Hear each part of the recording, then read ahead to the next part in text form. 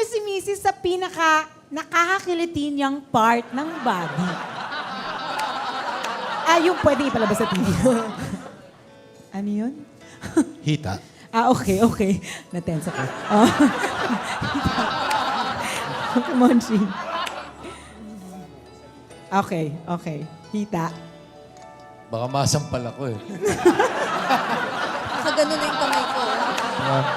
Alam mo kung saan. Nakaganon na eh. Nakadepensa na eh. Pero tatlo na yung anak niyo, di ba? Yeah. Oo. Hindi, doon nakiliti niya sa tagiliran. Okay, here in the Tagiliran. Malakas ang kiliti niya. Correct? Tama. Correct? Actually, tuhod and pareho lang naman yung... Okay, buti na lang malapit yung hita sa tuhod, di ba? Buti na lang.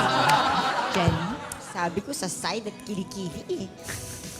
Wow. Okay, so there's something wrong over there, ah. Pero nakikiliti din naman ako doon. Pinaka nakakakiliti, Yun nga, Jenny. nakalimutan ko isipin yun eh. Sorry. Next time, mag-usap Hindi mo kayo, kasi ah. tinanong kung kamay ang gagamitin o anong part. Oh, okay. Okay, pero...